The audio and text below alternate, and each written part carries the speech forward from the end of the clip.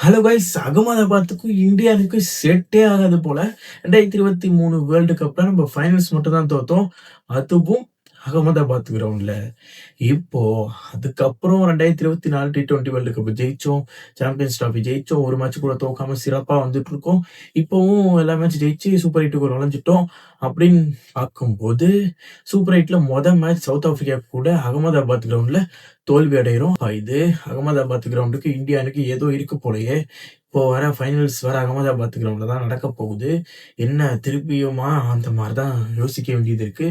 இப்போ படும் தோல்வி 111 ரன்னுக்கு ஆல் அவுட். இந்த தோல்வினால இந்தியா அணியோட ரன் ரேட் ரொம்பவே குறைஞ்சிருச்சு. அதனால அடுத்த 2 மேட்சும் இந்தியா அணி மிகப்பெரிய ரன் ரேட்ல ஜெயிக்க வேணும். அப்படி இல்லன்னா 2 மேட்ச் வெஸ்ட் இண்டீஸ் கூடயும், ஜிம்பாப்வே கூடயும் ஜெயிச்சாலே போதும். இந்தியா அணி செமிஃபைனல்ஸ் போயிடும். அதுல எந்த சந்தேகமும் இல்ல. ஆனா இப்போ ஃபைனல்ஸ் அகமதாபாத்ல இருக்கிறதுனால தான் இந்தியா அணி அங்க திருப்பியும் உதவாங்க போகுதா?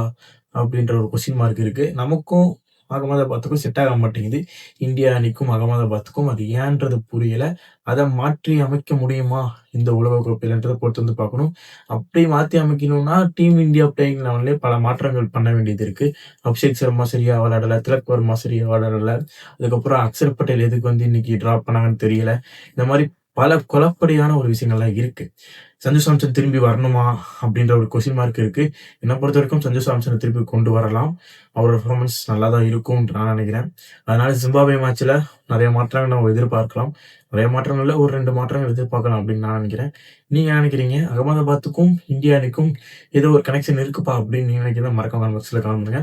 அதே மாரி இந்தியா அணி பிளேயிங் 11ல ஒரு சில மாற்றங்கள் பண்ணியே ஆகணும். அது என்னென்ன மாற்றங்கள் அப்படின்னு நீங்க நினைக்கின்றத மறக்காம கமெண்ட் பாக்ஸ்ல கமெண்ட் பண்ணுங்க.